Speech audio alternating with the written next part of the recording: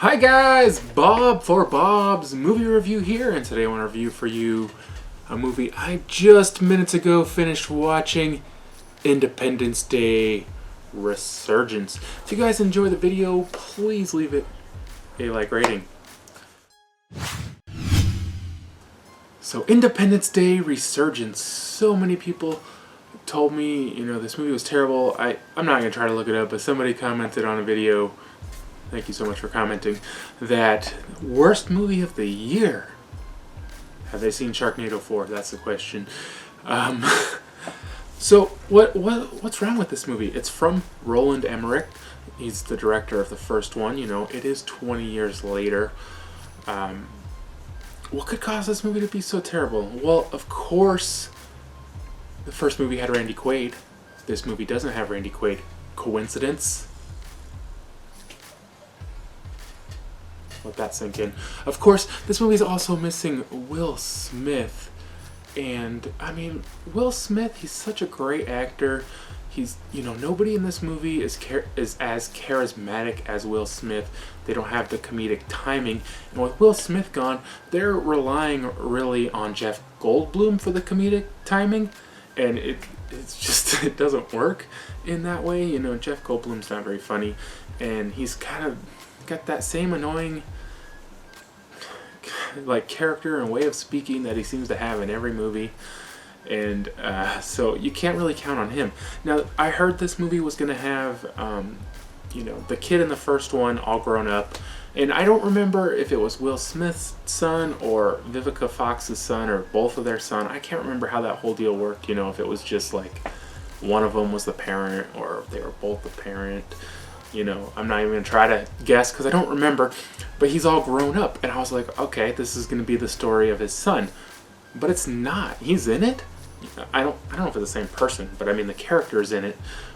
But it's not even about him. He's like a side character. And you're just like, why is he not the main character? Instead, our main character has to be Liam Hemsworth. I think.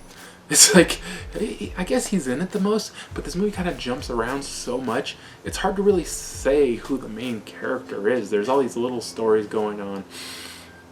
So, it's going to be hard to say a lot about this movie without giving away too much. I know you guys don't like to hear too much in your reviews, but 20 years later, a lot of people also complained it's a rehash.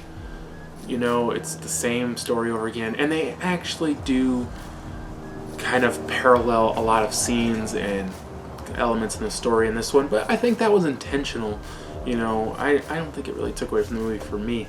So 20 years again into the future, and the whole world has united. And is this one on 4th of July again? At one point they just go, it's 4th of July. That's the only time they mentioned it. So I don't know.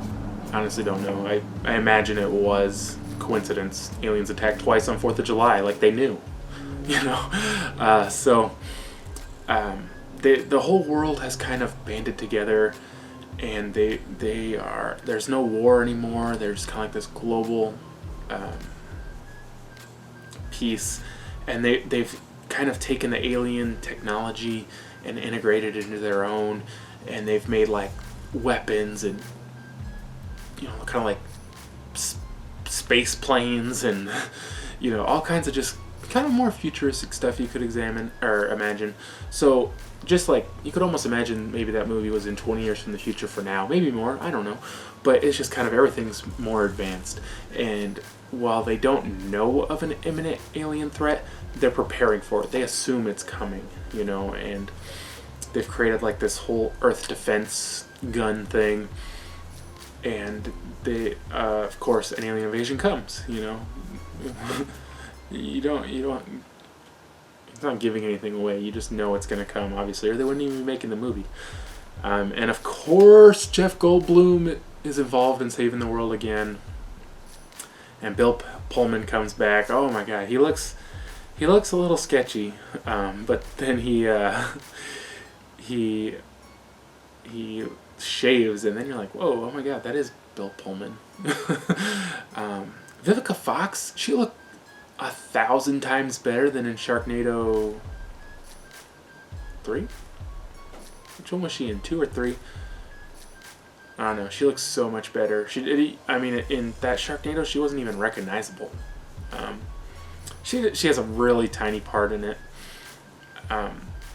So, of course, again, they have to figure out a way. Now, this time, instead of there being lots of little ships, there's this, like, giant ship that takes up, like, a third of the Earth, like, when it lands. And you almost wonder, why didn't they just send that in the first one? Like, why? You know, obviously, they made it up now, but, you know, why would they create this thing that obviously they would have sent in the first one?